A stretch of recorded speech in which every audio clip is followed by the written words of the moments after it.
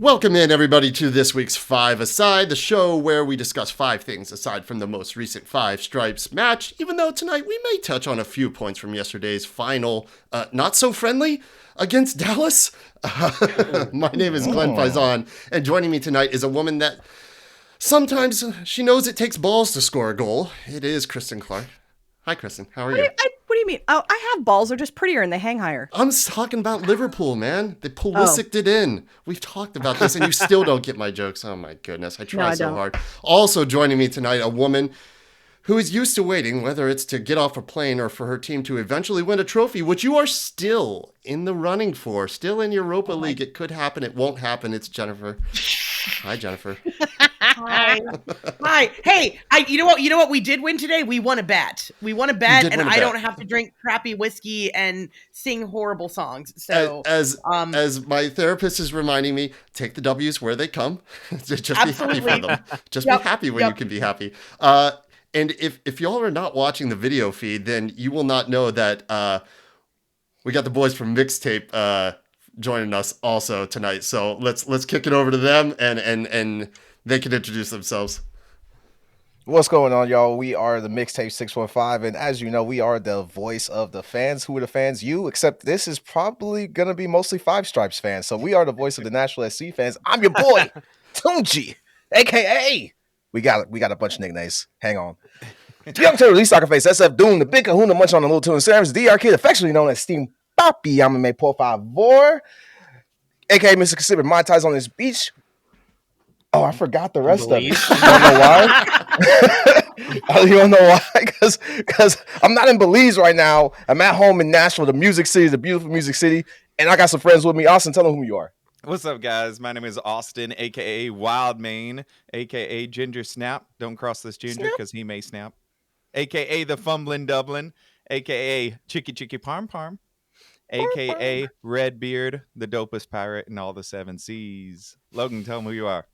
All right, guys. Y'all know who it is. It's Logan, a.k.a. Beer Main, a.k.a. Lucky Logan, a.k.a. Manga Main. And we are the boys from MixTape615 podcast, which is brought to you by the MixTape615 supporter group, the dopest supporter group in all of Nashville, in all of soccer, in all the world. We just got to throw it out there. Come on, guys. Is this fireworks? I'm not saying we the dopest. You know, the dope had to come from somewhere. That's all I'm saying. Look. Oh, yeah. It's traffic across state lines. Yeah. Is there a source? Is there a source to this that we need to? We are geographically more southern than you, so the idea is that it would come up from it Florida. Emanates from it trickles down it's south. Flood is where the waters rise. You guys can keep your dirty south. We'll go with clean, sophisticated southern gentlemen. Low-key, I love of all the rivalries, like this one is and we've talked about this on a couple episodes on our pod, the funnest because Orlando and Charlotte just wants to be little brother, and I feel like what we've got here is like it's genuine, it's friendly. We always have a good time anytime we come up to Nashville. I hope you all have a good time anytime you come down to Atlanta.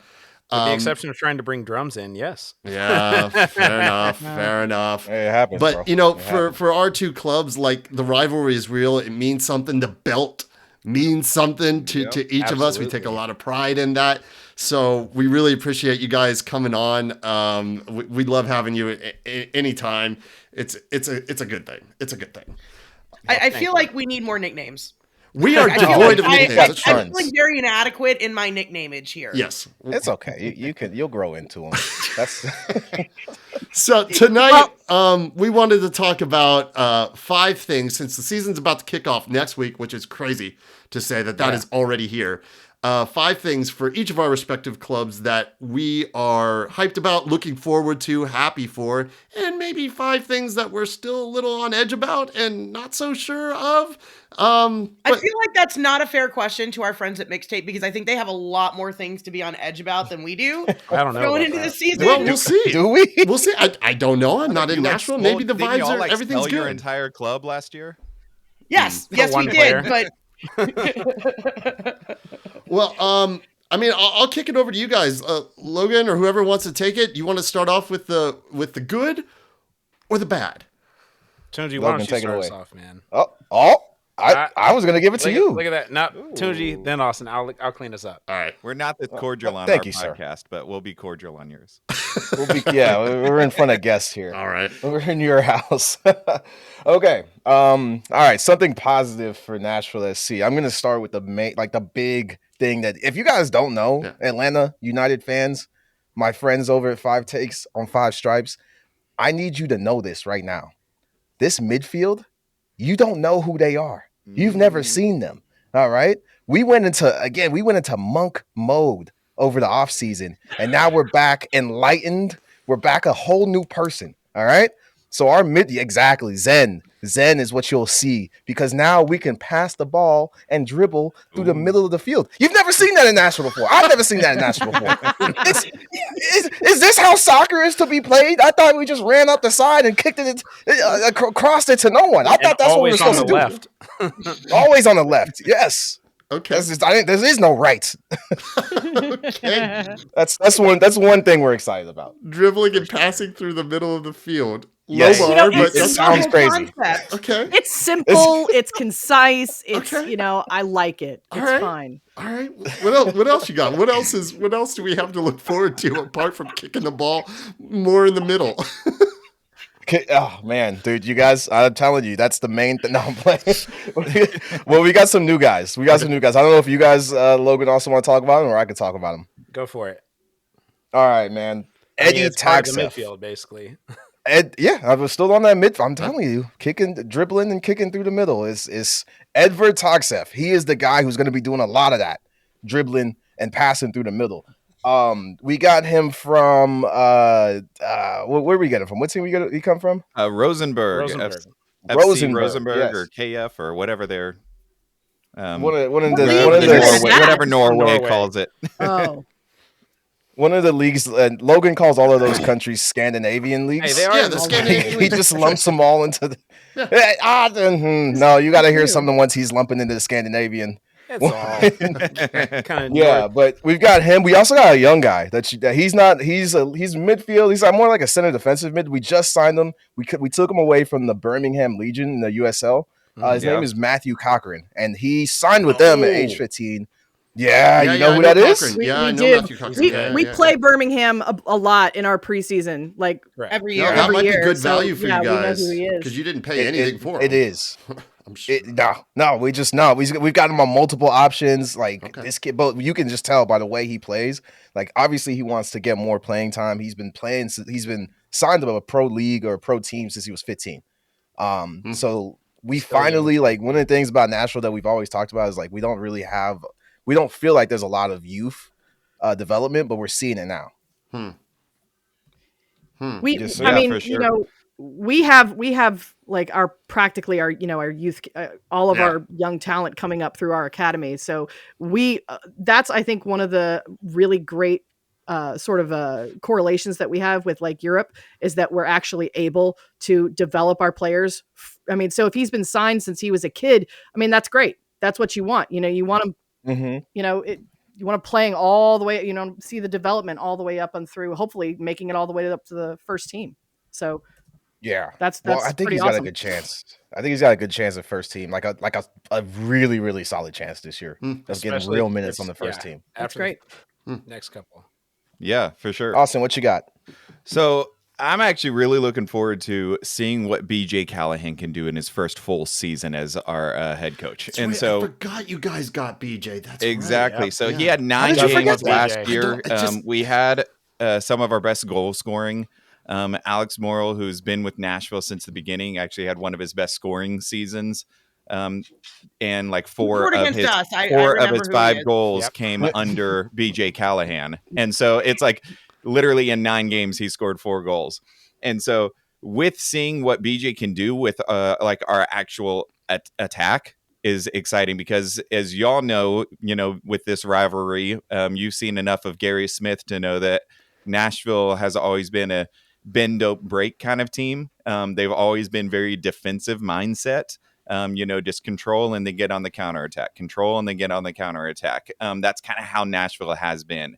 what we've already seen in this preseason, and what we've already seen at the end of last season with what BJ Callahan is trying to do, and now he's kind of got his players, like what Tunju is just talking about. This midfield is completely overhauled. I'm really looking forward to seeing what he can do with this attack and what Nashville can actually do, in the league, because we're second from the bottom in the East last year. Yeah. We want to make sure that we want to turn that around.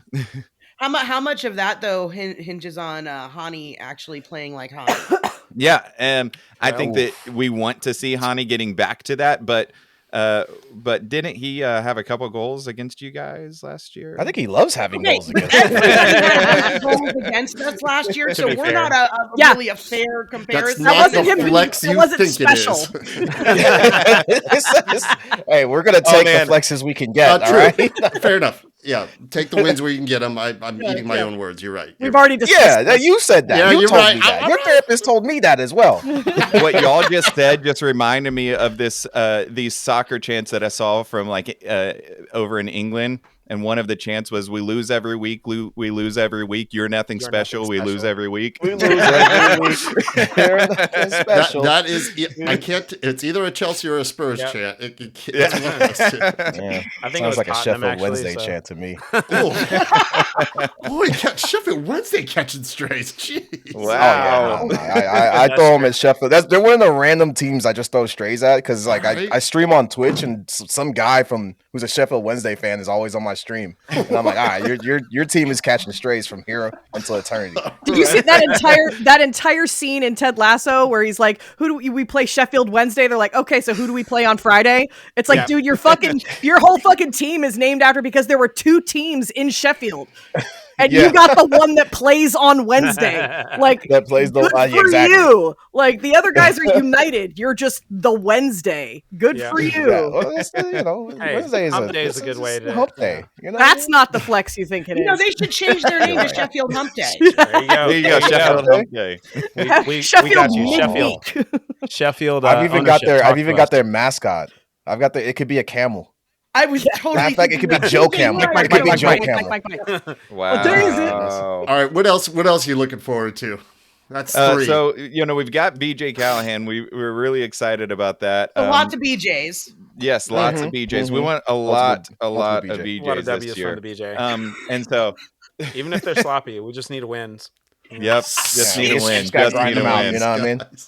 Yeah. But we're also something that with the MLS and Leagues Cup and everything coming in, as you guys know, US Open Cup is back in play for Nashville. We talked about it on our podcast. We think that might be attainable for Nashville with this overhaul. I don't know with how the MLS has changed and the playoffs have changed. I think a playoff berth is doable for Nashville. I don't know if a cup run is doable this year for Nashville, but I think an Open Cup run is actually something to look forward to. Being able to have more competition, being able to see some of the changes that have been made, and I think that with every Open Cup run, especially in the early rounds, you get to see some of the younger players who might not get the starts that they get in the MLS play. Low key, and so I think that we're looking forward to seeing a little bit. I'm a little jealous of y'all having Open Cup. Same. I get it. It's cool. I don't want us playing loads of competitions and too many games too. But if you're giving me the choice between leagues and Open, winning Open Cup. Kat was there on that night when Larry Ginger hit a rocket into the goal. Like that was every bit as meaningful and fun to me as it was winning MLS Cup. Like that was just a great night. It's a great tournament. And I'm kind of sad we're missing out on it. But I agree with you. One time we won. It's a path to a trophy for y'all. It really is. Did you hear that flex, Austin? Yeah. Did you hear the flex he just hit us with? The double flex he just hit us with? Oh, sorry. I mean, he's like, we won the MLS Cup. We also, you remember that one time we won the US Open Cup, and what have you guys done lately? We won the Campeones Cup too while we're flexing. Oh yeah, we did have that. Yeah, and the AmFam. Who carried the belt for 2 years? That's what I want to know. See, that's all we can lean back on, bro. We almost doesn't won really Leagues count when you don't have a season because of a pandemic. We only lost because of Messi's incredible goal against us in Leagues Cup, and then their goalie beating our goalie. That's what it in was. 11 rounds of PKs. That's the only reason we didn't win the league. We don't know anything at all about because we scored. So it all had to do with the goalie beating the goalie, and that was it. Yeah. Glenn doesn't know anything about a goalie beating a goalie. I was talking about the Red Bull Cup where Kepa skied it when we beat you. Logan's laughing because Logan remembers. Let's move on. They got one more. Let's move on. Let's move on. Logan's got one more thing he wants to talk about. Logan remembers. I do remember. It's a sweet time. I'll give us the last thing, man. As far as the fifth thing that I think I'm most excited about, it's really kind of two. It's our attackers getting back to our attacking. So far in our preseason, towards the end of last year, you saw both Honey and Sam Surge coming back to form with our overhaul in the midfield so far in this preseason. You've seen them truly work the ball forward and give us a chance on those. In fact, one of our last couple preseason games, Sam Surge scored a hat trick in 42 minutes. I mean, I know it's not a huge deal, but Sam with the hat trick in 42 minutes is a pretty quick hat trick, especially for a guy who, honestly, we were kind of curious if it would really pan out. And it looks like he's really coming to form with Eddie Togseth passing it in the way he has, Andy Dejar coming in. We've had, Brugman, who was the MLS MVP Cup or Cup MVP with the Galaxy, is now with Nashville. Super awesome and excited for our attackers to actually have that support and to truly get things done. Yeah. So let's hear yours. You want to hear our five? You want to go to our five positives before your five turns? All right. Yeah, we would love to, actually. Let's do that. Yeah, we can. Let's end on the bad notes. Okay, fair enough. All right, I'll start off with one. It has to go with the attack as well. I think we're killer on paper. Why can't we just play this game on paper? Why do we have to go on the pitch? I know, right? On paper, we're gonna rock this shit. We seem to have finally struck the balance here of like skill, speed, and IQ. And I think over the past few years, we have been too reliant on just one of those things. And I think we've got the right combination of personnel on the pitch to take advantage of, like, not every player is going to have all three of those qualities.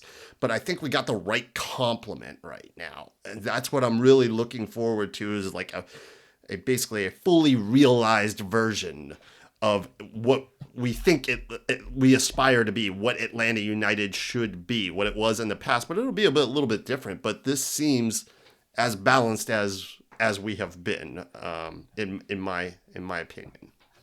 Yeah, I mean, honestly, Tunji and I were just talking about this yesterday. Pretty sure Atlanta won the preseason kind of winter transfer window.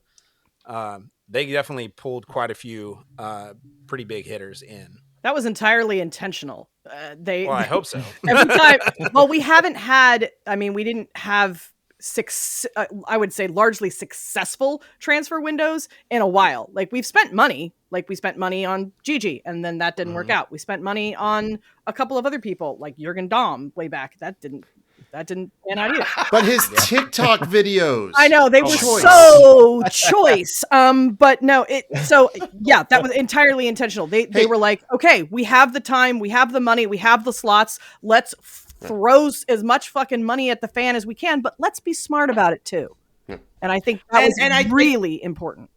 What Glenn says, I think, feeds into the other thing that I'm really optimistic about, which is we don't seem to be setting up as solely a possession-based team, right? There's so much versatility in what you can do with the lineup. Saba and Miggy can switch. Miggy and Moranchuk, they can switch. We've had 1 40-minute taste of Latte Lot, and oh my God, is that man a one? He's not the garbage collector striker, although he can do that. Like, Joseph made his living, camped out in front of goal, and just sat there and scooped up all the trash and put it back in the can. Right. And there's a lot of strikers that can make a very good living in this league doing that, because MLS gives up a lot of trash in front of the net. It's true. It's true. We've seen it. But we all know it. Yeah, but Latte Lot is just really, like, he's already everywhere. We've seen him for 40 minutes. Oh my God. And Ronnie just seems to be putting a lot more emphasis on not just having the ball, but having the ball at key moments and in the right places and having a plan of what to do with it after. And that plan does not involve passing it all the way back to the goddamn goalie to start all over again. Like, it's not just possession ball. We have been a team, and we will still be a team that just wants the ball. But what we've struggled with, especially over the past few years under Pineda ball, is once we have it, we don't really know what to do with it. What do we do now? Like, playing pep ball is tough. Like, you've all got to be on the same page. You got to be synced up. You got to know what to do with it if you're going to play death by 1,000 cuts. And Ronnie is like, well, the goal's that way. Why don't we try kicking the ball that way and focus on winning the ball closer to the goal, counter pressure. Like, it looks. It was European soccer, man. It looks. We know a little something about kicking the ball backwards. And you guys probably don't follow a lot of Atlanta social media to like where you would see this, but like after our first preseason game, Ronnie Dyla said something to the effect of, yeah, they passed the ball backwards too much and I got bored watching it. Literally words that came out of this man's mouth. And all we wanted to do was just stand up and applaud. Thank you. Thank you. Now you know why so many of us didn't renew our damn season tickets this year. This is it. We were tired of it. Another thing that I'm looking forward to, you were talking about how you've got like a value player from, for low cost that might be a really big contributor. We kind of fleeced DC for Click. We got him for next to nothing. He's basically a DP level player, and we paid like a little bit of Garber bucks to get him. So we're pulling a Miami here and got like 4 DPs, but he's not a DP. So I think he could surprise a lot of people this year, just in terms of how good he is and how integral he's going to be for us. He's really industrious. He works his fucking socks off, and we just didn't pay anything for him. It was like $200,000 in GAM for a DP player. It wasn't even that. Wasn't even that. Who is this? Click. Mateus Click from DC. He was a DP. Yeah, he was a DP for DC last year. He was the only, he was the one feeding the ball to Benteke. That's right. And they needed him off the books. They needed him off the books. They had cap we space drove by a little yard sale, and we're like, hey, what? Okay, get in the car. Oh, you got a Picasso in the front yard. Joke, we buy that for $3. Yeah. That's what happened here. He's been good in preseason. He's been really good. Yeah, and he's still occupying a DP slot for DC. Wow. Oh. Yeah. Oh. Yeah. Yeah. You smooth criminals. Yeah. and he's got a European background. Undercover bandits. Yeah. Yep. He's got a European background. So he's got. Not only does he have a European background, he's from Poland and has played on the Polish national team with Bartosz Slisz. So they already know each other. They have a rapport. It's nothing but good things. They have really hard to say names if you don't know how to pronounce it properly. So much already. We understand a lot of that. Well, it was so difficult that because we know it's Bartosz. It's like that's kind of how you say it. But like if you don't know that, it's they just like, you know what? Halfway through one of the preseason games, he just gave up, started calling him Bartok. And I'm like, you're not even trying anymore. And that's okay. It's hard. I mean, if you know anything about like Polish names, one of the most famous Polish people in the U.S. is Mike Krzyzewski, and if you look at that name, it's a good one. Looks nothing like Krzyzewski. No, it looks like Kyrgyzstan. Yeah. Yeah, I have a couple of Polish friends with Polish last names. There's Michowicz and Satkovich, and no, if you didn't know, you'd never know. If you weren't told, you'd never know. So what you got, Kat? Okay, so it's just something that it's obvious. Okay, one of the biggest things is Miggy. Okay, and towards the end of last season, and I think honestly, pretty much from I don't know if you'd call it like P Day for Pineda. The day that ended in infamy of everything, and kind of the rest of the season started. Then was after Pineda left, and it was kind of awful for a while. It was kind of hard having anything to look forward to, and then we went on that playoff run, and that was great. And it was like, hey, something to believe in again. I love this. But for a while, it was really hard. And a lot of that was reflected in the people that were attending the games. We had attendance be so far down, farther than it's ever been. You know, because we started at the top when we opened in 17, it was like sell out. You know, like we occupied the top.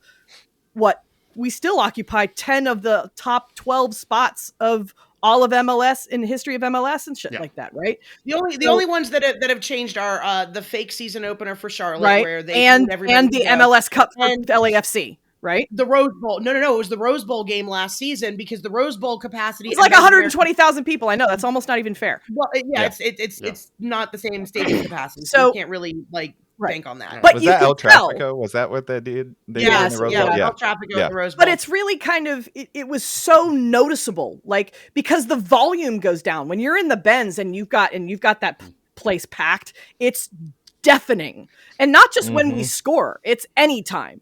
And so when it's like when I'm watching a game and I can hear individual people yelling, it was like pandemic ball again, where it's like you could hear the coaches, you know, yelling to the players or the players talking to themselves. It's not good. It's not a good look. It's not a good feeling. It's not like good a preseason game or something. Yeah, it's not good for the players. It's not good for the other fans, because then if you have any casual fans attending that game, they're like, well, this isn't the environment that I was promised. This isn't the party that I heard that these games were all the time. But I've been saying something that we talked about in the offseason was, wouldn't it be cool, or would it be cool? How would we all feel if they brought Joseph back? Because he wasn't going to re-sign with Montreal. So we're like, okay, well, possibilities, you know, is that a thing? And I was like, well, you probably get a lot of people coming back just to see him. And I swear it kind of felt like it was kismet or something, you know, like it was foreshadowing.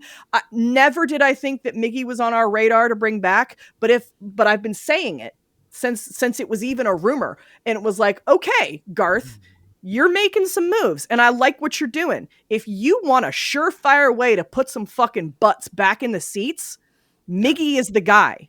And it just, and then a week went by and more talks were happening, and then more talks, and then more talks. And then it became a thing. And now it's real. And I'm like, you're going to get just not just the loyal, the 17s back, but you're going to get a lot of people who remember what it was like to watch that man play and run up and down the pitch in the bench. So, Kat, I want to build on what you're saying here, because that's honestly, it's like, it's the number 5 for me. Yeah.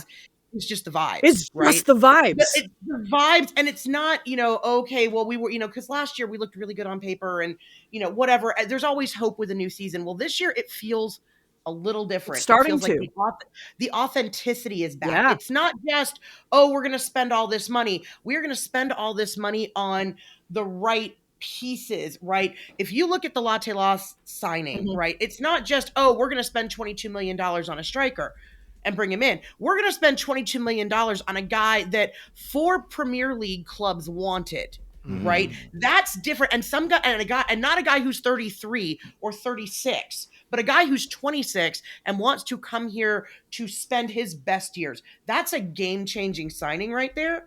And everything that the club is doing, look, for whatever you want to believe about the numbers of season ticket members that dropped and how many people are now trying to come back a little bit, which is great. No judgment either way.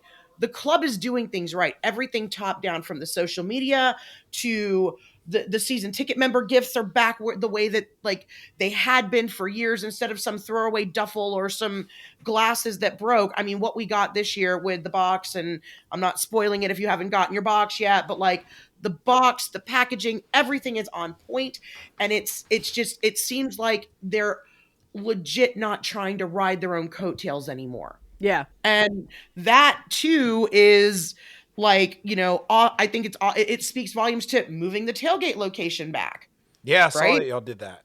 Yeah, the tailgate lot is closer, and that just ties in with everything. Like, the atmosphere should be better. The atmosphere is going to be better because Miggy is there. It feels very reminiscent of when we were winning and the vibes were. I think there's a lot less cautiously optimistic and a lot more actual optimism. Hopefully optimistic. So that's good. But there are things with optimism comes concerns. Now we're segueing into the negative things. We'll throw it back to you guys. Yeah. What concerns now? We've gone over all the good stuff. What are you looking out for? Where are the hazards? Well, you guys just spent a good amount of time talking about the vibes. Yeah. Right? Yeah. And you're 100% right. Those vibes, I'm feeling them. If you guys don't remember, I told you that before Nashville got a MLS team, I used to go to Atlanta. I would hang out in y'all supporter section, undercover Nashville SC fan. I still but I know the vibes. I know the vibes you're talking about, and I'm excited. Like literally, when I heard Miggy was coming back, I was like, yes, yeah, like, man. quietly under my breath, right? You know what I mean? But that's the exact thing that I'm worried about for Nashville. Like the vibes, like everything you were saying about like how it's got quiet, a little quiet in the stadium, the vibes just being off. That's exactly what I've noticed with Nashville, actually in two ways. One is with all the uncertainty that happened last year, Gary Smith getting sacked, just going on pretty much one of the ugliest runs of soccer I've seen from any team ever. I mean that. I was on the team. I was on the soccer team in high school that we lost every game but one. That what I had to witness last year was almost as bad. The like a lot of the fans, we just like, I just could tell, man, everybody was just not excited. It's like going to the game was like a chore, being in a supporter section sometimes felt like a chore, at least for the people who are dedicated the last 3-4 years of their lives to cheering for this team. So, and then the other part of the excitement and the vibes is for Nashville SC, I always notice in somewhere midway through the season where they just kind of lose, like people again lose interest. I'm sure it happens with every team, but for Nashville, like one of the things I've noticed is they don't know what to do about that. Like I've talked to the guys in the back office, and they see it, and it's just like, well, how do you keep people excited about your team the whole season? And I mean, one of the easiest things to do is win. Just win. Just win. That's one of the easiest things to do. The other thing is just even if you're losing, if you guys can score and move the ball through the middle of the pitch and dribble through the middle of the pitch, make it exciting ball. Just exciting. Exciting ball. Scoring for Tunjay. Apparently, all Tunjay wants to see is the ball go from like the top of the back third through the middle third and maybe get to the final third. I would love to see it. What a concept! That middle third. Yeah, what a concept. We need that. So the difference between them being excited about vibes, us being upset about vibes is concern. Y'all spoke about like you have the wins that you can reflect on, and they're not like far distant wins. Like they feel distant. It feels like it, but we have nothing to fall back on, and we've got. We didn't make the playoffs last year. We had a first round exit the year before, and then the year prior to that, I think it was a second round exit, but it was a pretty bad. Like it was barely making it to the second round kind of thing. What are the other hazards that are on your radar? Awesome. Well, I only had that one. Yeah, it was a pretty big one. Austin, what you got? I got a question for you because I listened to your last couple of pods, and y'all are talking about this road to 50, right? Yeah. Do you think 50 goals is enough to get it done and do something in this league right now? It is, because that's the one that if you look at consistent playoff teams are scoring 50 goals every year. Teams that are making the playoffs every single year are consistently scoring 50 goals. So yes, that is a road back to the playoffs, a road to make playoff runs, is if you can get to that level of scoring, because Nashville last year was the first year that they didn't make the playoffs. And since they were a team, and Nashville has never gotten to 50 goals. And so if Nashville can make that jump to 50 goals, then yes, that is something that we can be excited about. Might be the year to do it. There's a couple juggernauts before, like the really good teams. I think they're going to be in trouble. Columbus, I think they're going to be in trouble. They still got a great coach, but this might be a year where like those spots are going to become available. You know what I'm saying? And with a coach and mindset change and philosophy change for Nashville, I think that's Yeah. I do think something that. Oh, sorry. Go ahead. No. I interrupted. Go ahead. Finish. I was just going to say something else, like segueing back into our concerns, though. That's actually a road to 50 I'm excited about. I think it's possible and doable. But a concern, rather, is the players to get us to that. Because I've got a couple of concerns with our DPs. We've got Hani Mukhtar and Walker Zimmerman, who my concern is, are they going to get back to form? You mentioned it earlier, is Hani going to get us back there? And so that is a concern. Is if they can't, then who is? Who will get us there? Because Hani Mukhtar, I want to see another MVP season from him. I think it's possible. I think it's probable. I don't know if it's possible because of how the league has changed and some of the top of the league has gotten a lot better as far as players. I think you meant to put that the other way. I think you meant to say it's possible, not probable. Maybe. What do you think? Yeah, I don't think it's probable, bro. Possible, not maybe not probable. So I think it's possible, like 1 in 100. So like probable, I'd say like 60. It's possible for anybody in the league. However, but because just the competition level has gotten higher. It's elevated. Even within the past 2 years since Hani won it, the competition level has gotten more difficult, and Nashville has had a shift. He's gotten older, but on the back end, Walker Zimmerman, he is getting older. He's like 33 now, 32, 33, something 32. Like that. But he's getting older. He's been injured a lot here more recently in the past couple years, and so you've seen him kind of losing a little bit of a step on the back end, and so getting our DPs back to playing in form, that's a little bit of a concern for me. How do you feel about your depth? Do you have any?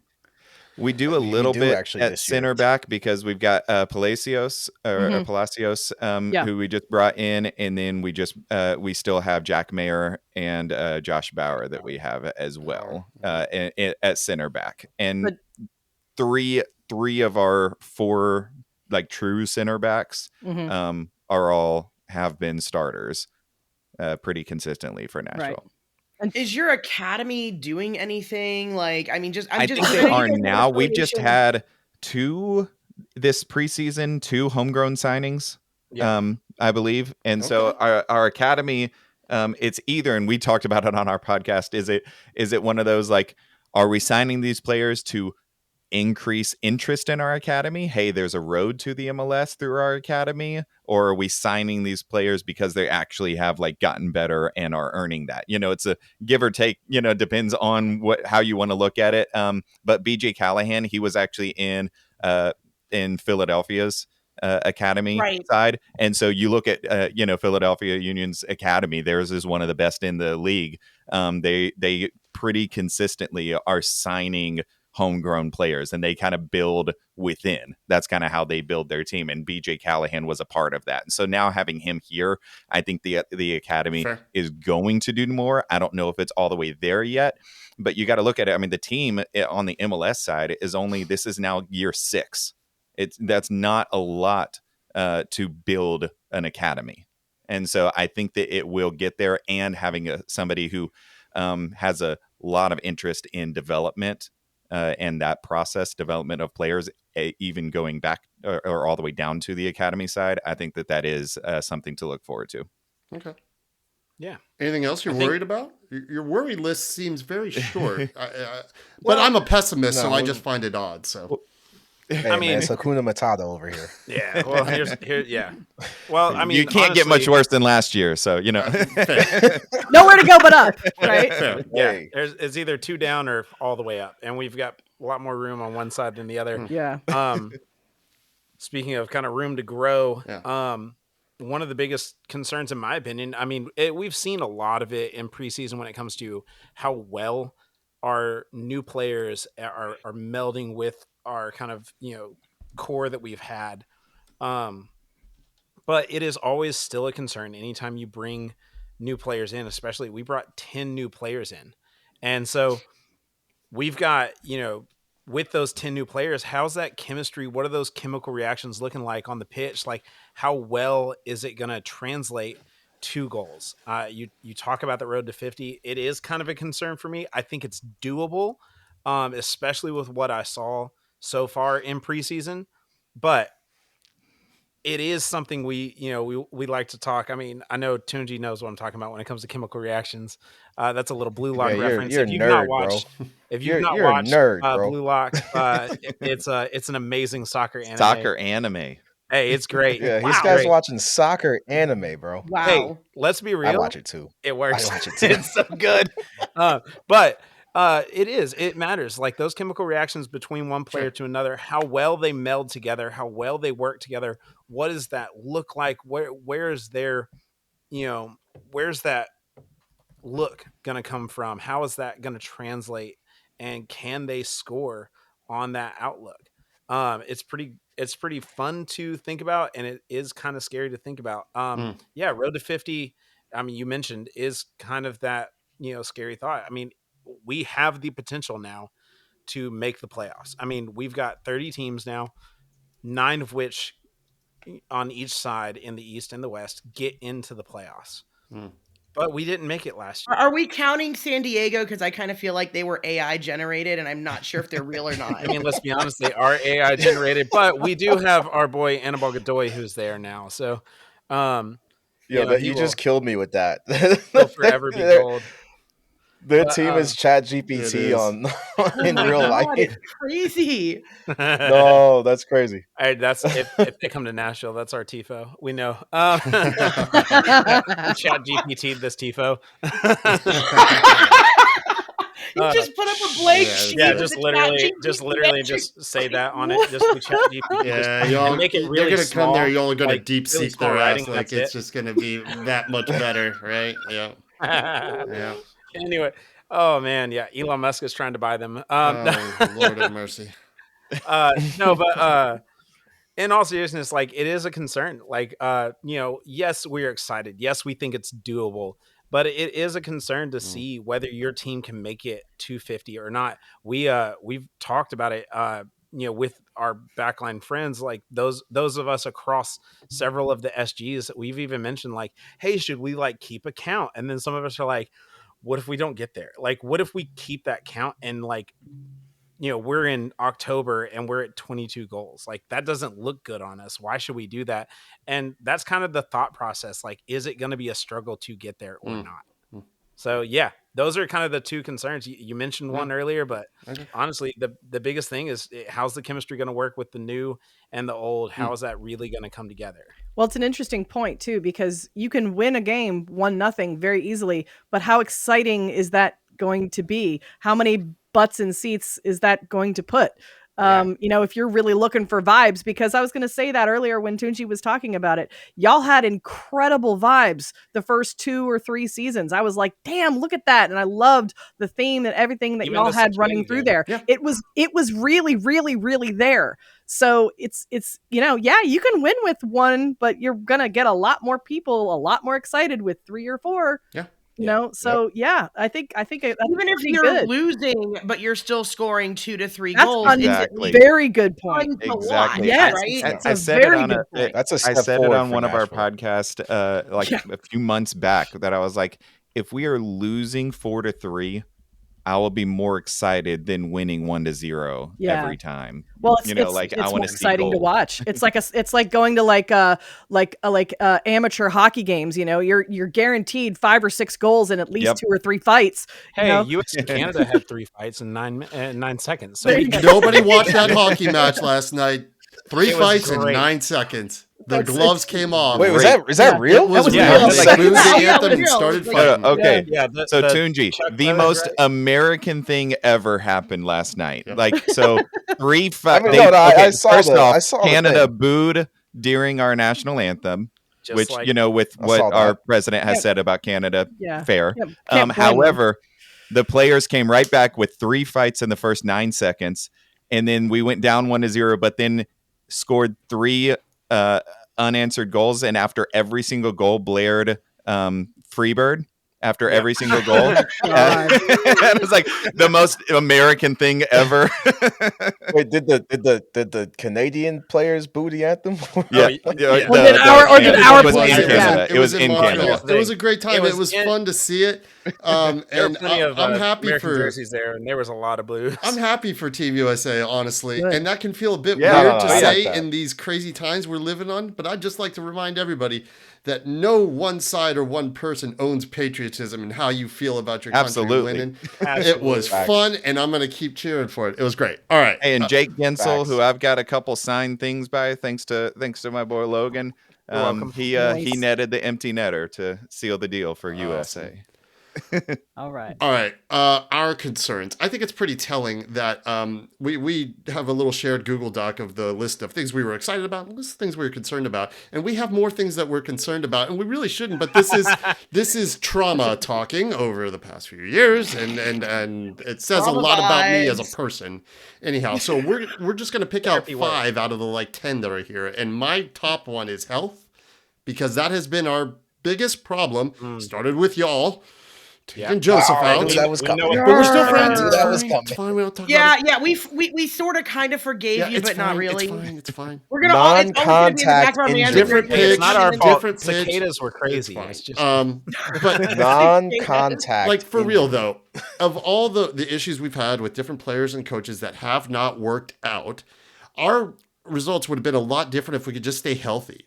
Like we would still have those issues with players and coaches, but when you have that many injuries, there's only so much you can do. Life would have been a lot different if we had stayed healthy, and we're already seeing injuries in this preseason. Ronnie, new coach, I love him, but his emphasized training like every day is MLS Cup.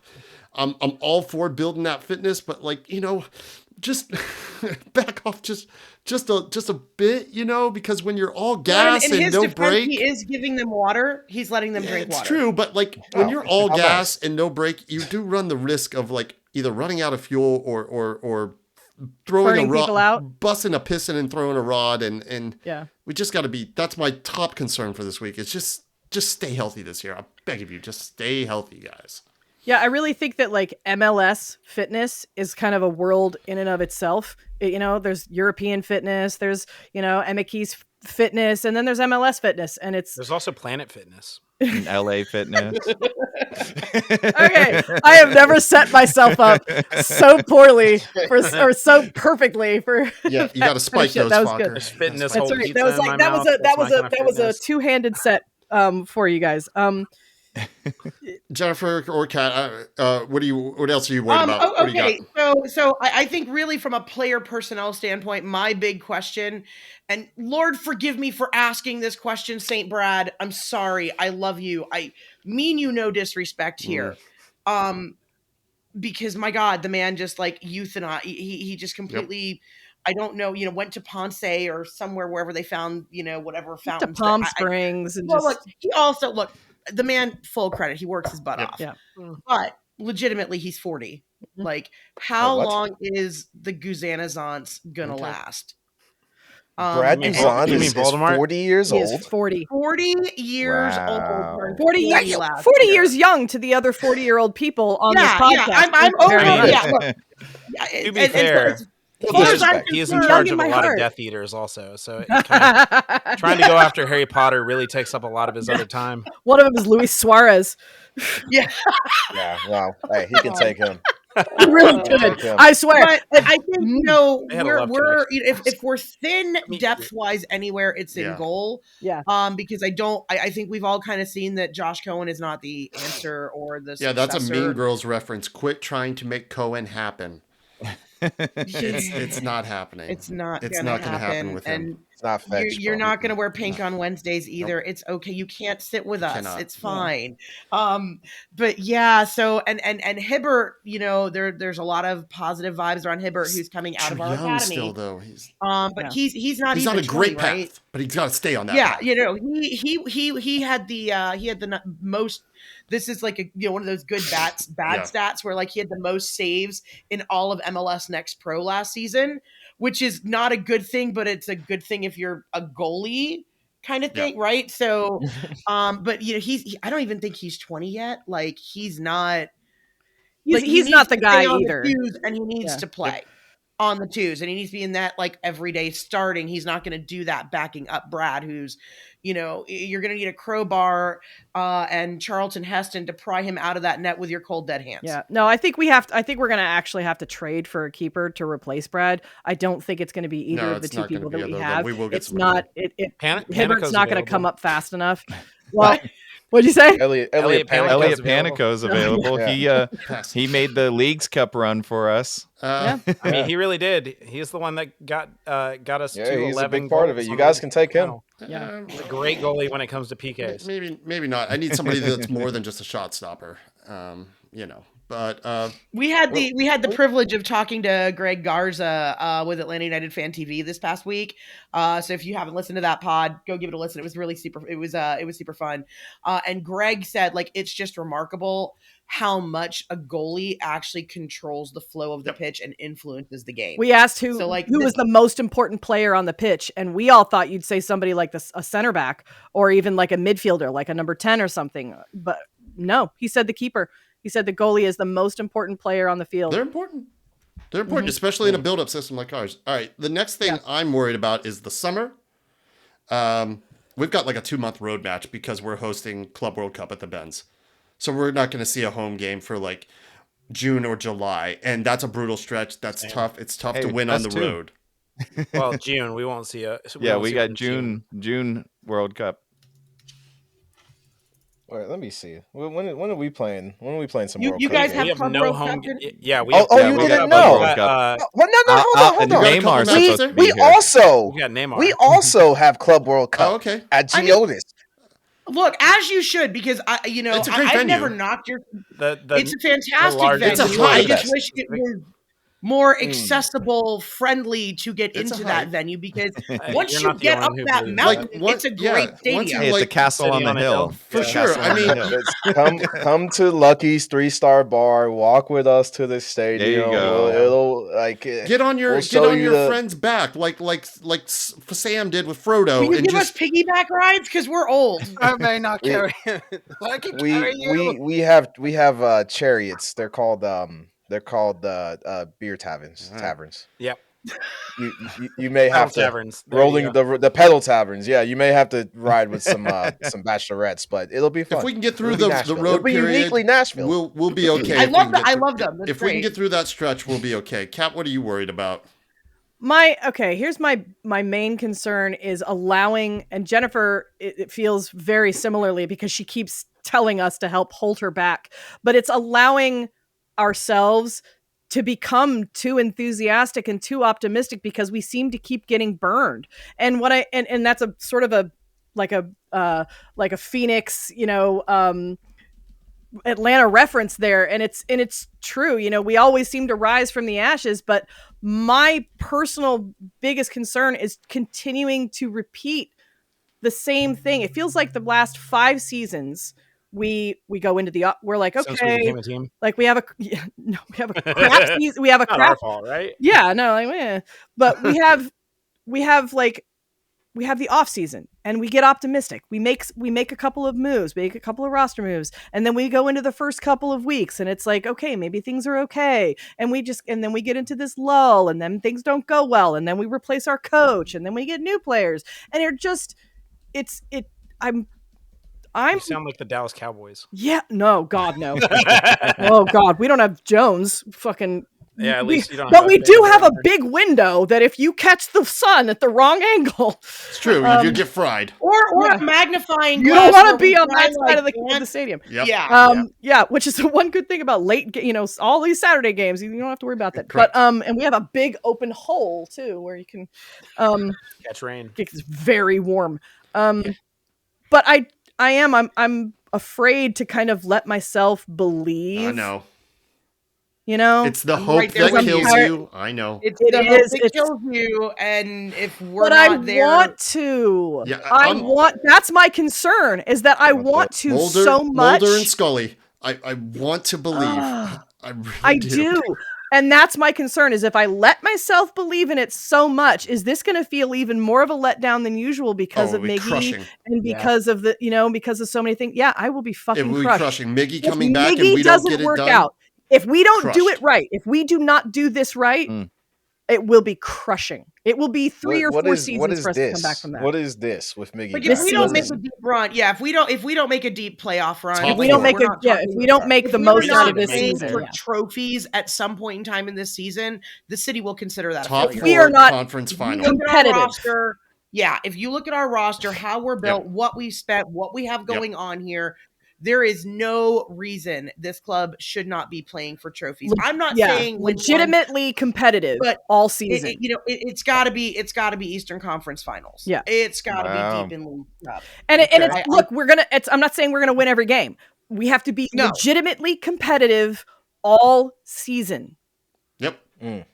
We can't fall off the map for 3 months at a time. That's what I mean. And we have done that like every season for 5 seasons, it feels like. 100%, Kat. I'm right here with you. And then, oh my God, we're going to wake up in the middle of August, realize that we're boned. And it's too fucking late. And it's too late. And then you wind up getting a run like we had and a playoff matchup against Columbus, who goes on to win the cup, that was really competitive, but we never had a real shot at because you beat Miami twice out of fucking nowhere. We beat Miami, but we lost every backup striker that we had in the process.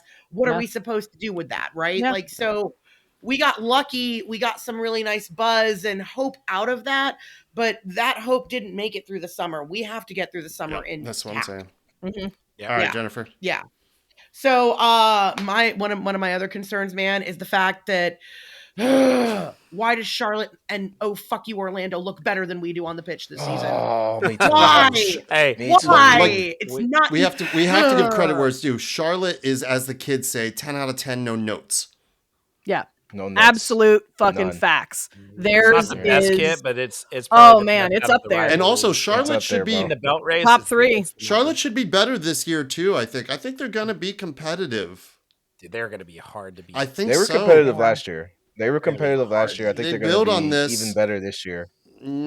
They have way more scoring than they've ever had before. They've got I think this is going to hinge on how much of a head case Zaha is in reality and function.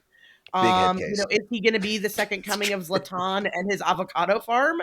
Or the avocado farm? Wow. Okay. Ted Lasso reference. So Zaha already got into a fight with our new guy, Eddie Tagsev. Yep. During our preseason match. Oh, that's promising. First, he was in Charlotte for all of 4 days before this happened. Wow. So what's great about it, though, is like Tagsev is smiling the entire time, basically getting under this guy's skin. Oh, God. Oh, boy. But yeah, because I think, I cannot say his last name, but the new kid for the U.S. men's national team, Patrick, I want to say Aubergine, but that's not fair. Ajigan. He looks like the real deal. And I think what happens with him is whatever happens with him in the next couple of years, we'll actually finally get to see what kind of a club Charlotte thinks they are. Are they going to be a club that wants to hold serve and win trophies, or are they going to be a selling club? Right. It really depends, because I think he's going to be somebody really special that all of us are going to hate playing against for the next couple of years. Yeah, and can they keep him, or does he go to Europe? You bring up there. But Zaha is a real wild card because he hasn't won. He's been kicked out of a bunch of clubs over in Europe, and that's kind of why he's wound up over here. So I don't know, but it makes me mad how good they're going to look doing it, because I don't dislike our kit. I like the connector kit. I think, in theory, I like gold stripes is nice. I'm not gonna lie. It does look good. It's safe. Yep. It's just safe. We understand what that looks like. We've got safety in the highlights. The highlighter kit. Well, I mean, hey, highlighted. Yeah. Well, let's be honest. If we're gonna do this real quickly, I'm curious as to everybody on this pod, because we've talked about it a little bit with the mixtape guys, but everyone's number one best kit of the MLS this year and worst kit of the MLS this year. Glenn, start us off. Charlotte is the best, and I'm gonna go the Hey There Delilah kit from San Diego, plain white tee. What's it like in San Diego? I'm sorry, but just go to Target, $5 for a pack of Hanes. You could do that. So yeah, that's for me. Cat. Number one is Charlotte's kit also, but I'm gonna have to say, and just right here, if you had to right here is Portland's kit. Barely. Yeah, I can't. It's just so good. There's so much about it. It's just so it's choice meat. On the worst kit is Miami's second kit, the pink on pink, which normally it's you mean into Argentina? Because of Argentina, but normally, it looks so bad. Yes. Normally I like a good pink on pink action, okay? But in this particular case is just that was good. It's got it. Just too fucking boring. Okay? No. I got the joke. All right, since Jennifer's having to recover, Austin, what's yours, man? One of my favorite ones. It's actually like I haven't seen a lot of people talking about it, but it's San Jose's. And if you look at theirs, it's because of like all the history that they put on it and in it. It's got all like the news clippings, the newspaper stuff, and like all of that that's in it. I really like that. I had that kit on my college dorm room wall. I had that kit on my first apartment wall. It makes my punk heart girl heart just go. It's really good too. I had somebody say that they thought it looked too busy, that it was like they understood what they were going for there, but that they didn't do it right. I'm like, what are you talking about? It's fantastic. Oh no, this is really good. It's really good. That's one of my favorites. Yeah. Right, worst. What's the worst one? Worst one. Gosh, this one was hard because I mean I'm not a big fan of ours. I'm not a big fan of Sporting KC's. Like the stripes that are the horizontal stripes, but dude, that would give me a headache. Like that one, it's like unfocused. But I mean ours and like Houston Dynamos, I know DC's, like basically it's like they just went copy paste and just changed the colors. Like they went into Windows paint, and just took the little fill bucket and just change the colors around, and that's essentially what happened. So those are some of the worst for me. I'll include us in that. I think Dallas ended up doing the same exact thing as well. Yeah. Jennifer, now that you have recovered, what about yours? Top. All right. Number one, and literally like up here, and then there's everybody else is the Salish Sea kit from Seattle. I just think everything about that kit is brilliant. I love the community tie-ins that they've done with it. I love the story that it tells.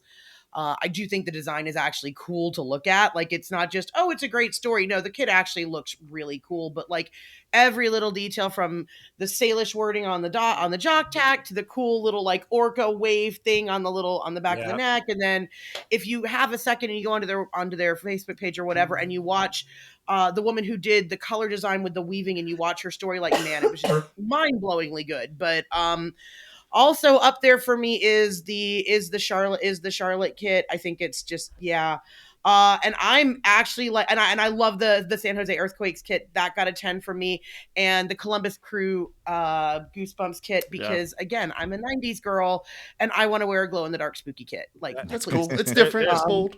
The only thing I think of when you put a black light on that is the Office episode when they're in the hotel room. God. I hope it's and then if you're gonna go the other end of the spectrum, for me, I don't know what the name of it is because it kind of doesn't matter, but I'm calling it the generic AI kit, because for me, the San Diego black with whatever kit that looks like it's the freeze screen on DirecTV. Like, this is what you're going to see when DirecTV is. It just says DirecTV on it. I don't see the DirecTV moving and just bouncing like the It's DVD not even logo. the Chat GPT kit. It's the Grok That's another kit. Office reference in like 2 seconds. What actually would have been really, really awesome is if they had done that, but then taken the flying toasters from the Microsoft. That would have been really, I don't know, something. I'm sorry, San Diego. When you win solitaire and the cards. Yes. And we're thrilled to have you in the league, San Diego, because everybody wants to go to an away for San Diego and like sit on the beach. But they're just not making it. It's just going to be weird walking around San Diego. I'm just going to be like, wow, there's a lot of San Diego kids out here. It's just going to be a white shirt. Yeah, you're not going to be able to tell. You're not going to be able to tell who's playing simply by like if you were looking up at the top. You're like, who's I'm gonna go that? to a San Diego match and just put on like a plain white shirt and then go into their supporter section and be like, I fit. Draw it on. I'm a part now. Just draw on the letters. Just draw on like the number on the back of a Sharpie. You're like, I did it. I mean, you got to write. Be careful. They can do that with us too. You just got to write, "Hey there, Delilah," on Antifa. Oh man, TIFO committees, if you're listening, we took care of you already for your incoming San Diego matches. And then also on my not so nice list, the Philly Voltage kit, because it's Philly and I hate it. Fair enough. I understand. All right. Tunji, what are yours, man? Number one, I'm going to say something that I don't think anyone said. The Colorado Rapids put out a really nice Theirs looking is so kit. dope. I was going to take it. I ranked it a 10. They put out a really nice looking kit. Yeah, I ranked it a 10. It's fantastic. So clean. Look at Glenn. Like it? The snow What's the matter with you? Are you kidding me? It looks like that is an amazing kit.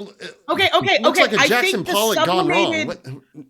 The sublimated Colorado water thing is really, really cool, but then it's like somewhat they hung the kit up and someone like got stuck in the mud and like threw mud all over this really cool design. And I wish they hadn't done that. You'll not see in it. You have to zoom in. I don't know if y'all saw it, but if you zoom in white, very lightly, it says Colorado Rapids across. Yeah, that's cool. That's Colorado Rapids. It says it on there. They covered it up with like truck flap mud. Yeah, exactly. This feels like one of those posters in grade school where you're supposed to stare at it for a while and see sailboats.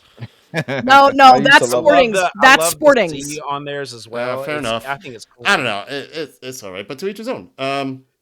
I used to love those, by the way. What's your worst one, Tuji? The Magic Eye. They're called Magic Eye. Just ripped out his childhood, you know. Those are you just insulted my childhood. Thank you very much. All right, my worst kit, and just because I like to stir the pot, Atlanta United. Okay. Worst kit in the league. Nah, I'm playing. It's not bad. Is it New England? Huh? Is it New England? No. It's like the shaving cream logo one. Like that looks like a shaving cream. That one was weird to me. Yeah, I liked it at first, and then when I realized it was like the shaving cream stuff, I was like, "No, I don't like that." It legitimately looks like a shaving cream. Now that you mention that changed it. Yeah, it does. I have no idea why that changed it, but it did. But no, my real worst kit is I'm gonna say NYCFC because every time I see it, it looks like a Man City kid. Like City football group, Manchester City. Yeah, I know, but it just looks so much like Man City. I'm like, it's literally theirs from last year. Probably, and that's why. Oh man, they just recycled it. Yeah, hilarious. Wow, that's why I hate it. I didn't know that. That actually makes it a lot worse. Can I change my ranking? Go ahead. Too late. No, I mean, we have a whole like ranking that we did for all the kits, and like I actually kind of liked it. I thought the color blocking was a different look and feel for them. It didn't look just like a plain blue shirt with the City logo on it, which is normally what they do. But now that I know it's Man City's kit from last year, and before Glenn closes us out, can I just give like 2 honorable mentions? Well, hey, I haven't even gone through mine yet. Oh, I apologize, Logan. I apologize. Hey, I'll say it. I know my honorable mentions. Go for it. I know Jennifer already talked about it a little bit, but man, the Hurricane kit from Orlando is choice. It really is. The Perfect Storm kit from Orlando. I like it, man. It's cool. It's different. Just the little bitty vibes with it. I understand that they've rocked purple for a while, but the purple on the black looks solid. Purple always stands out. It's always bold. It's always like in your face, and there's nothing really wrong with that. So I hate how well it's gonna. I hate how well it looks. I hate how good it does look. Can I make it better for y'all, or worse for y'all? Go ahead. It looks like one of those, those things that you can like that has all like the little metal pins, and you can stick your hand. Oh pop out. My son look loves at the those. kit, Oh, and it's almost like one of those, and somebody just put like their arm in it or something. For me, the worst one, it's a tie of 2. And honestly, you said the pink on pink is great, not great. For me, it's not that one. It's the other one that looks very similar, but it's in green. Austin's. Austin's trash. The 2 greens clash so bad. It looks so bad. Yeah, it really does. But honestly, on top of that one is RSLs, Real Salt Lakes. Really? So here's the checker. Well, I thought Columbus had the lockdown on checkerboard. No, so I like the checker. Yeah. The thing I don't like is how horribly awful and hard it is to read the sponsor on the front because of the yellow. There's zero outline to it. There's nothing that like makes it stand out and pulls it away. So like it really does hurt the kit in the long run. It makes it really hard because you're juxtaposing both things with your eyes. Correct. You're trying to read. You're trying to read the sponsor, but at the same time, the checkerboard is pushing through so much. Yeah, you're right. It's not. That's not good at all. It's a good kit with the exception of that, and it really that just tanks it. I mean, the two logos, the crest and the Adidas, they look great where they are. Yeah, it's Agreed. literally just that one sponsor. If they really literally outlined it in navy, it would be probably fine. my top. All they had to do was reverse the colors of the sponsor logo, put it in like red. where it's in the box. Put it in No. red. Like, I'm saying like that SE, put the blue in the SE on the navy could be white. Yeah, ECT I in can see the that. white box could be navy. Or Hey, just I'm not a put the designer, yellow but... and then do navy and the white, like or red Austin, and the white. I do want to kind of salvage the Austin kit a little bit, because I do. Again, I'm a storyteller. I'm into the stories, like, and I actually really like the story of that kit. The jock tag for me totally salvages that kit because the jock tag on it, with the beating bloody Mexican style heart that I just like. I mean, it may just be personal art taste for me, but like, if it didn't have that little detail, I'd probably feel the same way. But like, that little detail totally brings it up for me. That's cool. I'm not taking away from that. It's just, again, it's kind of like what some people were saying about the Earthquakes kit. It's like, I understand what they were going for. They did not execute it well. Yeah. The two greens clash so bad. A Kelly green and a lime green do not belong together. Yeah, I agree. Like, they really don't. It's he just had those so chops, bad, bro. man. It really is. This guy has interior design chops. Look at this. Hey, the pink on pink looks good. Like, it really does. I know it's like Pantone Logan, but they complement each other. It's like a bubblegum versus the Tickle Me Elmo pink and the crown box. I mean, specific. Hey, let's be honest. Crayola made that color for a reason, and it's apparently the I didn't Miami know you knew kit. your pinks like that. I mean, to be fair, I've got a 3-year-old, man. How do I not know all my colors from the crayon He knows box? He knows all the colors. Alrighty. All right, Austin, your honorable mentions, since you wanted to get those out just quickly. I was just going to mention the Portland Timbers one. You know, talking about so that. clean. We got the age rings coming out from the crest Nice. of a tree that looks great, and then also LA Galaxies I thought was pretty clean. Galaxies is nice. Lakers I kit? really liked theirs. Oh my god, I can't with the Galaxy one. I feel like I feel like it's some sort of like. How do I not like it? Number one, I don't know what a Ryzen is. Number two, it looks like some sort of you bought the Herbalife on the street from the guy, on Sunset Boulevard or something like really that. Does and it's some look sort of like it was a like knockoff kit. Like I don't know. Y'all remember all that Galaxy wear that was such a thing? I don't know, 5 or 6 years ago, where like everything was like this. That's what it, I mean.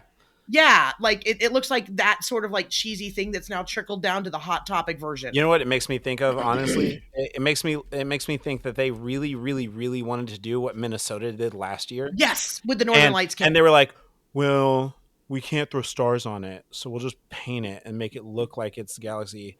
And I'm like, that it literally looks like somebody spray painted the LA kit and was trying to make it a Lakers kit. Like, tell me I'm wrong. It looks like they spray painted the purple onto it. I want to say that one thing that Atlanta did, and I just went through because I wanted to be sure. I wanted to be sure I was right about this. Atlanta did one thing that nobody else did, and that's because every single one of these kits has that new sort of kind of cut that goes starts at the Michigan, ribs. The 2007 Michigan cut. Yeah, sort of the rib. Yeah. It starts like right below the ribs and it goes down kind of on the front, right? Everybody else, almost everybody, kind of gave it its own color, right? Kind of used it as like an accent. Atlanta is the only one that just did piping. Like they outlined that shape in white and it gives it a different silhouette. Is it white or is it gold? It's gold. Sorry, it's gold. It's gold. Yeah, I was like, that looks clean and gold. Excuse me, it's gold. And it's we're the only ones that did that. Everybody else made it its own block and it gives it a completely different silhouette from everybody else. And I just think that is one little choice design piece there. And everybody's got to do something to set itself apart. And all right. Not everybody did that. Because like I said, like the Montreal kit, it's us but in blue. And Austin is us but in green. So yeah. Miami decided if they couldn't beat us, they'd dress like us but in pink. Miami is us in pink. A lot of the clubs are with the stripes. The kits are going back to segueing us back to concerns. The kits are not a concern, at least for me. Ours is good. I think it could be bolder and different, but I'm good with it. My last concern is the same concern I've had since July. I've talked about him a lot, fairly, unfairly. Alexei Miranchuk. He is a very different player than any number 10 we have ever had from, from Miggy, from Barco, from PT. We have always needed, from oh my God, we just sold him, Tiago. Geez, my brain is just going on. No, y'all sold him last May. Yeah, and I've already forgot him. Yeah, and I've already forgotten him. we have to. We anyhow, have to move on. Alexei just doesn't fit the mold of the people we've had in that position. He's very different, and everything hinges on him. It's MLS. You must hit on your DPs. If you do not hit on your DPs, you will not win a trophy. And I think Nick Saban said it this last year early in College Game Day. He said, you can spend $20 million, but if you're not spending it on the right people. Correct. it doesn't and matter. We spent a lot on him, and it still, everything hinges on him, even with bringing Miggy back, even with Latte Lot here. It still hinges on Alexei. He has looked better in preseason. He's doing more defensive work, too. And on paper, it should work out with him. He's one of those players that needs better players around him to be better. I just need to see a lot more out of him. Like in a DP, that's fine. You can say, hey, I'll be better when better players are here. But also DP's got to be game changers, too. They just do. And we haven't seen that game-changing ability from him. But I'm going to choose that he's going to be great. And I'm going to eat that crow deliciously in September because it's all going to work out. I'm gonna have fun researching crow pie. Yes, recipes. It'll be delicious. There you go. All right, I think that about wraps it up. With I think we were pretty balanced in terms of we're not. We are too high. I don't know. We're not too high, not too low. I think this should be pretty decent seasons for both of our clubs. Like the pathways are there, and we're going to take different pathways, but there are pathways for each of our clubs to do well and secure, top 5, top 4 spot in the playoffs. Like it should happen because, like I said, Cincy's going to struggle. I think Columbus is going to struggle. Some of these other teams who should lock up those spots, I don't think are going to be there, and we should be better. I do think the 5 through 12 spots in the East, because of the way the East is shaking out this year, it's going to be a really interesting battle. It's going to be it was real interesting last year, and I think it's going to be just as interesting this year because we live in a world, we do live in a parity world and in a cap world, and it gives a lot of opportunity for one season changes in mobility, right? So you just never know. And then, both of us have talked about concerns with chemistry and what that's going to look like. And that's something that you can't analyze on paper. You can hope can happen for your team. But, there's no guarantees. You look at some of these clubs, you look at Red Bulls and what they wound up doing without Forsberg on the pitch, right? Like they were very different. They were a very different club, and like their chemistry didn't kick in until later. But man, when it did, like, wow, who is this club? Yeah. I thought because that's not the Red Bull I remember. Yeah. All right, y'all. Well, thank you very much for listening and supporting both of these shows, both Mixtape, both Atlanta. I hope we've got a decent mix of listeners on this one. Hey, our friends at Mixtape, where can we Yes, find please, you? shout yourselves out. This fantastic content. If we want to come hang out with you in Nashville, where are you guys at? Yeah, so you can find us on all of our socials at MixTape615, Instagram, X, Facebook, all that. And then for all of our video content for our pod, you can find us on YouTube at MixTape615 Pod. We are on all of your podcast listening areas. So we're on Spotify, Apple, iHeart, whatever you listen to your podcast, we are there. Exactly. Yeah. At Mixtape, we're at MixTape615. So you can just search us on any of that. Awesome. Yeah. And as you guys know, if you're in town, come to Lucky's 3-Star Bar. Yes, go to Lucky's 3-Star Bar. And hit us up we'll on buy you a glizzy. Hit us up on our personal Instas and everything. I'm at Mixtape Logan. So don't hit me up. Don't hit Tunji. Hit him up at Young Turtle. Ain't nobody got time for that. No, don't hit me up on my personal. Awesome. And we're 5 Takes on all the socials as well, including BlueSky now. We are over there as well. Nice. And you can always email us if you want at 5takes on the 5 stripes at gmail.com. And as usual, hit all the buttons, like, subscribe, do all those things to help both of these shows out and help other people find them. All right, y'all. It's been a blast. Thank you so much for coming on and talking a little preseason footy with us. We're looking forward to Derby days when they we're in Atlanta early this year. Oh, we're so excited. Let's go. Y'all get to be outside in the middle of August with us. People can throw shade at us all they want for having an indoor stadium, but we do have shade. I was going to say, at least you have shade. And air conditioning. It's a fabulous thing. All right, y'all. We will be back next week with our first 5 takes of the season episode after our opening match against the foot of Montreal. Yeah. Club Just go back to the Impact, guys. Just go back to the Impact. All right. We appreciate y'all listening. We'll talk to you then.